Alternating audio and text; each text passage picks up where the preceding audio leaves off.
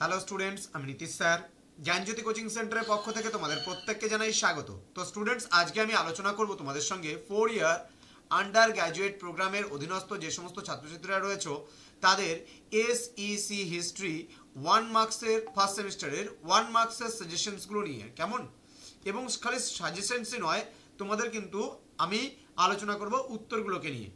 তো সমস্ত প্রশ্নের মান কিন্তু এক। ভিডিওটি শুরু করার আগে তোমাদেরকে বলবো, যারা এখনো পর্যন্ত আমাদের ইউটিউব চ্যানেলটিকে সাবস্ক্রাইব করনি তারা অবশ্যই চ্যানেলটিকে সাবস্ক্রাইব করে পাশে থাকা বেল আইকন অল প্রেস করে দাও, যাতে নেক্সট টাইম থেকে কোনো ভিডিও আপলোড করলে তার নোটিফিকেশন তুমি সবার আগে পেয়ে যাও। এছাড়া অনলাইনে তোমরা যদি সেকেন্ড সেমিস্টার থেকে আমাদের কাছে পড়তে চাও, যোগাযোগ করবে 7076398606 নম্বরে অথবা 6295916282 নম্বরে। তোমাদের টোটাল কোর্স ফি রয়েছে মাত্র 999 রুপিস। পুরো ফার্স্ট সেমিস্টার এমডিসি ভিএসসি সমস্ত কিছুর কিন্তু আমরা দিয়ে দিচ্ছি। তো শুধুমাত্র আমাদের নর্থ বেঙ্গল ইউনিভার্সিটি নয়, গৌরবঙ্গ ইউনিভার্সিটি, কোচবিহার পঞ্চান বর্মা ইউনিভার্সিটি, বেশ কিছু ইউনিভার্সিটি আছে যাদের কিন্তু আন্ডারস্ট্যান্ডিং হেরিটেজ পড়তে হচ্ছে ফার্স্ট সেমিস্টারে এসএসসি হিস্ট্রির ক্ষেত্রে, এবং তাদের জন্য শর্ট কোশ্চেন কিন্তু বাধ্যতামূলক থাকছে। তো সেই শর্ট প্রশ্নগুলো নিয়ে আজকে আলোচনা করব। তো স্টুডেন্ট যারা অ্যাডমিশন নিতে চাও অনলাইনে আমাদের সেন্টারে যোগাযোগ করতে পারো এবং বন্ধুদের সঙ্গে আজকের এই ক্লাসটি শেয়ার অবশ্যই করবে। চলো শুরু করছি আজকের ক্লাসটি। প্রথম প্রশ্ন, ডিফাইন দ্য টার্ম হেরিটেজ বা ঐতিহ্যের সংজ্ঞা দাও। অর দিয়ে বলছে what do you mean by the term heritage. Okay, মানে ঐতিহ্য বলতে কি বোঝে? দেখো, ঐতিহ্য বলতে অতীত কর্মকাণ্ডকে বোঝায় যার অন্তর্ভুক্ত থাকে শিল্প, ভাষা, সংস্কৃতি, খাদ্যাভ্যাস ইত্যাদি। বলছে তাদের মধ্যে অন্যতম হলো সাংস্কৃতিক ঐতিহ্য। তাদের মধ্যে কি বলছে যে মহাস্থানগড়ের পুণ্ড্রবর্ধন, সোমপুর বিহার, তোমার হচ্ছে শালবন বিহার, বিভিন্ন মন্দির, এগুলো কিন্তু ঐতিহ্যের পরিচয় কিন্তু বহন করে থাকে। দেন বলছে যে what are types of heritage, ঐতিহ্যের প্রকারভেদ লেখো। ঐতিহ্য কয় প্রকার ও কি কি? United Nations Educational Scientific and Cultural Organization, যেটাকে আমরা ইউনেস্কো বলে জানি, বলছে has classified the cultural heritage into 2 categories, tangible and intangible heritage. অর্থাৎ কি বলছে, ইউনেস্কো আমাদের ঐতিহ্যকে দুই ভাগে ভাগ করেছে, একটা ট্যাঞ্জিবল হেরিটেজ এবং একটা ইনট্যাঞ্জিবল হেরিটেজ। ট্যাঞ্জিবল মানে যেটা বোঝায় স্পর্শনীয়, এবং ইনট্যাঞ্জিবল বলতে বোঝায় অস্পর্শনীয় ঐতিহ্য। মানে স্পর্শনীয় ঐতিহ্য এবং অস্পর্শনীয় ঐতিহ্য। এমন কিছু ঐতিহ্য আছে যেগুলোকে আমরা স্পর্শ করতে পারি না, চোখে দেখতে পারি না, সেগুলোকে বলা হয় ইনট্যাঞ্জিবল। আর যেগুলোকে আমরা ধরতে পারি, টাচ করতে পারি, স্পর্শ করতে পারি এবং দেখতেও পারি, তাদেরকে বলা হয় ট্যাঞ্জিবল হেরিটেজ। তো ইউনেস্কো যেটা আছে, সম্মিলিত জাতিপুঞ্জের যে ইউনেস্কো বলে যে সংস্থাটা আছে, অর্থাৎ United Nations Educational Scientific and Cultural Organization, এটার ফুল ফর্মও আসলে পরে তোমরা এটা লিখতে পারো, United Nations Educational Scientific and Cultural Organization. পরীক্ষায় ফুল ফর্মটা আসবেই আসবে, ভালো করে পড়ে রাখবে, মুখস্থর মতন করে রাখবে এটা, ঠিক আছে? এই পার্টগুলো তোমাদের মুখস্থ করতে হবে, এই পার্টগুলো, ফুল ফর্মগুলো। ক্লিয়ার? তাহলে কি বললাম? স্পর্শনীয় ঐতিহ্য এবং অস্পর্শনীয় ঐতিহ্য। তোমরা লিখে রাখতে পারো যে ইউনেস্কো মানে ঐতিহ্যকে দুই ভাগে ভাগ করেছে, একটা স্পর্শনীয় ঐতিহ্য আর একটা অস্পর্শনীয় ঐতিহ্য। পরবর্তী প্রশ্ন তোমাদের খুবই গুরুত্বপূর্ণ, ডিফাইন অ্যান্টিকুইটি, অথবা বলতে পারে what do you mean by the term antiquity, or what do you understand by the term antiquity. অর্থাৎ প্রাচীন নিদর্শনের সংজ্ঞা দাও, বা প্রাচীন নিদর্শন বলতে কি বোঝো, বা প্রাচীনত্ব বলতে কি বোঝো, একই কিন্তু প্রশ্ন।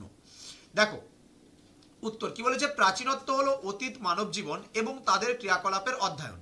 প্রত্ন শব্দের অর্থ হলো পুরনো বা প্রাচীন। তত্ত্ব হলো আসল বস্তু বা প্রকৃত অবস্থা। প্রত্নতত্ত্বের মধ্যে রয়েছে প্রাচীন স্থাপত্য ও শিল্পকর্ম, মূর্তি বা ভাস্কর্য, অলংকার, প্রাচীন আমলের মুদ্রা, পুরনো মূল্যবান আসবাবপত্র ইত্যাদি কিন্তু পড়ছে হচ্ছে অ্যান্টিকুইটি বা প্রাচীন নিদর্শনের মধ্যে। পরবর্তী প্রশ্নে আমরা চলে যাব, mention one place in India known for historical tourism.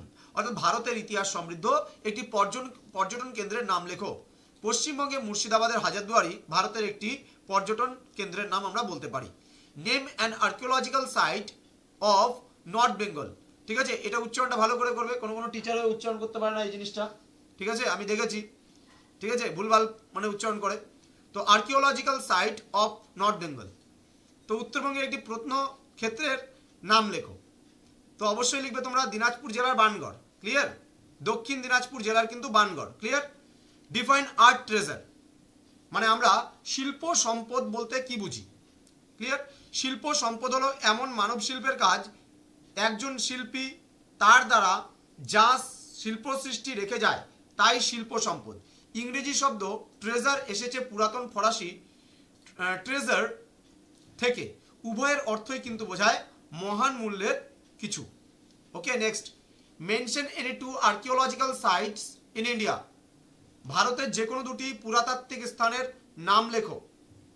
অবশ্যই ভালো করে পড়বে এটা। ভারতের দুটি পুরাতাত্ত্বিক স্থানের নাম হচ্ছে, এক নম্বর দিয়ে কুতুব মিনার দিল্লির এবং সাঁচি স্তূপ মধ্যপ্রদেশের। ঠিক আছে, ভূপাল, মধ্যপ্রদেশের ভূপালে রয়েছে এই সাঁচি স্তূপ। ঠিক আছে, ইনফরমেশন নিয়ে তারপর ইনফরমেশন দেওয়া শিখুন। প্রত্যেককে বলবো, যারা ইনফরমেশন না নিয়ে নিজে থেকে ইনফরমেশন দেওয়ার চেষ্টা করবে তারা কিন্তু ওই ভুলভালই বলবে।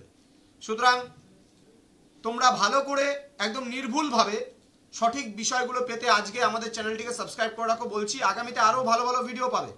ঠিক আছে, তোমাদের কাজে লাগবে, ভুলভাল ইনফরমেশন দেই না আমরা। নেক্সট বলছে, what is meant by an archaeological site. প্রত্নতাত্ত্বিক স্থান বলতে কি বোঝো? একটি প্রত্নতাত্ত্বিক স্থান হলো এমন একটি স্থান বা ভৌত সাইটগুলির একটি গ্রুপ বোঝানো হয় যেখানে অতীত কার্যকলাপের প্রমাণ সংরক্ষণ করা হয়। প্রত্ন শব্দের অর্থ হচ্ছে অতি পুরাতন বা প্রাচীন, এই সম্পর্কিত যে তত্ত্ব তাই হচ্ছে প্রত্নতত্ত্ব। ওকে, পরবর্তী প্রশ্ন, হোয়াট ইজ হেরিটেজ ট্যুরিজম, অর্থাৎ ঐতিহ্যবাহী পর্যটন কি বা কাকে বলে? ঐতিহ্যবাহী পর্যটন বলতে এমন এক ধরনের পর্যটনকে বোঝায় যেখানে জনপ্রিয় গন্তব্যস্থল পরিদর্শন করা এবং সাধারণত পর্যটনের সাথে জড়িত কার্যকলাপে অংশগ্রহণ করা জড়িত। দেন বলছে এর মধ্যে হোটেল বা রিসোর্টে থাকা, জাদুঘর, থিম পার্ক বা ল্যান্ডমার্কের মতো জনপ্রিয় পর্যটন আকর্ষণে যাওয়া এবং সংগঠিত ট্যুর বা ক্রিয়াকলাপে অংশগ্রহণের অন্তর্ভুক্ত থাকতে পারে। তাহলে এগুলোকে বলে ঐতিহ্যবাহী পর্যটন। দেন বলছে define natural and cultural heritage, অর্থাৎ প্রাকৃতিক এবং সাংস্কৃতিক ঐতিহ্য ব্যাখ্যা করো বা কাকে বলে? সাংস্কৃতিক ঐতিহ্যের মধ্যে রয়েছে বাস্তব সংস্কৃতি, যেমন ভবন, স্মৃতিস্তম্ভ, ল্যান্ডস্কেপ, আর্কাইভ সামগ্রী, বই, শিল্পের কাজ, নিদর্শন ইত্যাদি। অধরা সংস্কৃতি যেমন লোকগাথা, ঐতিহ্য, ভাষা, জ্ঞান ইত্যাদি। এবং প্রাকৃতিক ঐতিহ্য সাংস্কৃতিকভাবে উল্লেখযোগ্য ল্যান্ডস্কেপ সহ, ঠিক আছে, ল্যান্ডস্কেপ সহ এবং জীব বৈচিত্র্য। ক্লিয়ার? নেক্সট বলছে, what is the full form of DHR? DHR এর ফুল ফর্ম কি? Darjeeling Himalayan railway. ওকে, এটা কিন্তু পরীক্ষায় প্রত্যেকটা, আমি তোমাদের খুব একটা বেশি দেবো না, 20টা প্রশ্ন দেবো। এই 20টা প্রশ্নের মধ্যে তোমরা 5টা প্রশ্ন কমন পেয়ে যাবে, একদম গ্যারান্টি আছে, মিলিয়ে নিও। Name any two important festivals of India. ভারতবর্ষের যে কোনো দুটি গুরুত্বপূর্ণ উৎসবের নাম লিখো। প্রচুর উৎসব আছে, দুর্গা পূজা, কালী পূজা, কার্তিক পূজা, রথযাত্রা, ঈদ, জগদ্ধাত্রী পূজা, পয়লা বৈশাখ, অরন্ধন ইত্যাদি অনেক কিছু আছে। তোমার যে দুটো মনে হবে তুমি লিখে দিবা। ক্লিয়ার? ইনফরমেশন যোগ্য, প্রতিটা ইনফরমেশন নিয়ে দেওয়া হয়। Okay, next, write the full form of ASI। ASI এর পুরো নাম কি? পরীক্ষায় আসে। আমি আগের দিনও বলেছিলাম, আর্কিওলজিক্যাল সার্ভে অফ ইন্ডিয়া। ঠিক আছে, archaeological survey of India.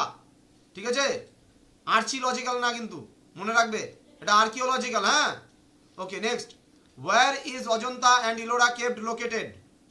Ajanta ও ইলোরা গুহা কোথায় অবস্থিত? অজন্তা ও ইলোরা গুহা দুটাই কিন্তু মহারাষ্ট্রে অবস্থিত। ক্লিয়ার? পরবর্তী প্রশ্ন, what is the name of the premier organization for the archaeological protection of the cultural heritage of India? ভারতের সাংস্কৃতিক এবং প্রত্নতাত্ত্বিক বস্তুর ঐতিহ্য সংরক্ষণে গঠিত প্রধান সংস্থাটির নাম কি? এটা হবে ASI, অর্থাৎ আর্কিওলজিক্যাল সার্ভে অফ ইন্ডিয়া। দেন বলছে why we should protect our heritage। আমাদের ঐতিহ্য সংরক্ষণ করার দরকার কি রয়েছে? কেন আমরা করব? ঐতিহ্য সংরক্ষণ কেন করব? আমাদের ঐতিহ্য আমাদের জাতির পরিচয় হিসেবে কাজ করে। মানুষ সবসময় তাদের বর্তমান এবং ভবিষ্যৎ গঠনের জন্য তাদের অতীত এবং ঐতিহ্যের ওপর নির্ভর করে। হেরিটেজ সাইটগুলি সমস্ত বয়সের গোষ্ঠীর শিক্ষার জন্য একটি চমৎকার সম্পদ, কারণ এটি তাদের সম্প্রদায়ে অবদান রাখার সুযোগ প্রদান করে। তাই আমরা ঐতিহ্য সংরক্ষণ করব। ক্লিয়ার? দেন পরবর্তী প্রশ্ন বলছে, name any two most visited heritage attraction in West Bengal. পশ্চিমবঙ্গে দুটি আকর্ষণীয় ঐতিহ্যবাহী কেন্দ্রের নাম লিখো। একটা শান্তিনিকেতন আর একটা সুন্দরবন জাতীয় উদ্যান আমরা বলতে পারি। ঠিক আছে, নেক্সট পরবর্তী প্রশ্ন, name a temple design on Dravida style, অর্থাৎ দ্রাবিড় শৈলীর একটি মন্দিরের নাম লেখো। বিরূপাক্ষ মন্দিরটি দ্রাবিড় মন্দির নির্মাণ শৈলীতে তৈরি করা হয়েছিল।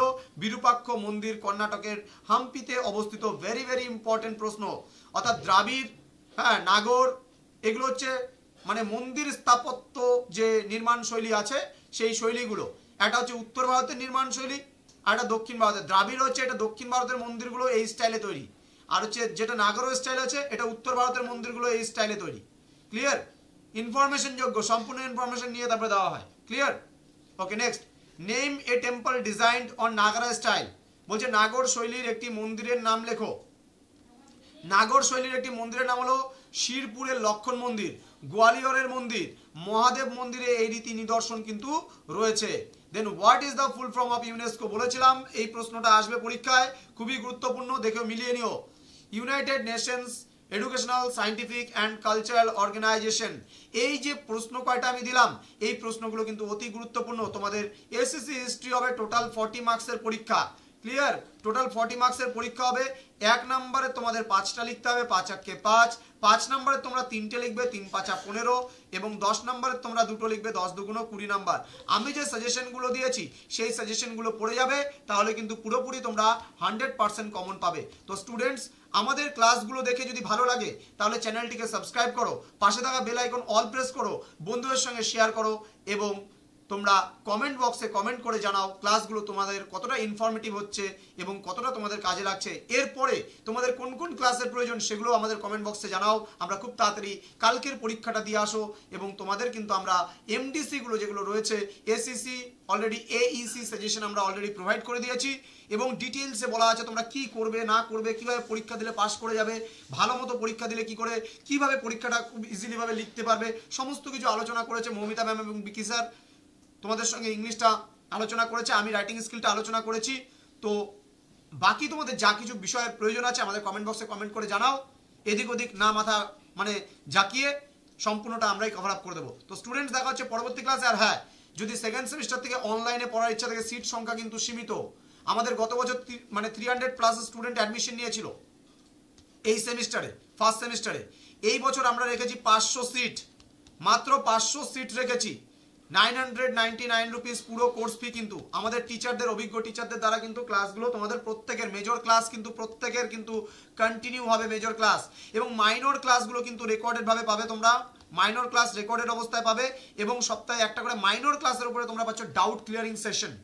মাইনর ক্লাসের উপরে পাবে ডাউট ক্লিয়ারিং সেশন, এবং মেজর ক্লাসগুলো কিন্তু প্রতি সপ্তাহে কিন্তু হবে। স্যার ম্যামেরা প্রতি সপ্তাহে মিনিমাম একটা ক্লাস দেবে, ম্যাক্সিমাম 2টো করে ক্লাস তোমরা পাবে। 2টো করে ক্লাস পাওয়ার কথা, কিন্তু কোনো সপ্তাহে যদি কোনো টিচার ব্যস্ত হয় তারপরেও কিন্তু তোমাদের একটা ক্লাস কিন্তু দেবেই মিনিমাম। তো স্টুডেন্টস, দেখা হচ্ছে পরবর্তী ক্লাসে। তোমরা এই নাম্বারটা সেভ করে রাখো, যদি কখনো মনে হয় 7076398606 এবং 6295916282। আমরা কিন্তু 20 টাকা মাসিক বেতনে মাত্র পড়াই, মাত্র 20 টাকা। ঠিক আছে? আমাদের এই থিঙ্কিংটা অনেকে চুরি করে নিয়েছে।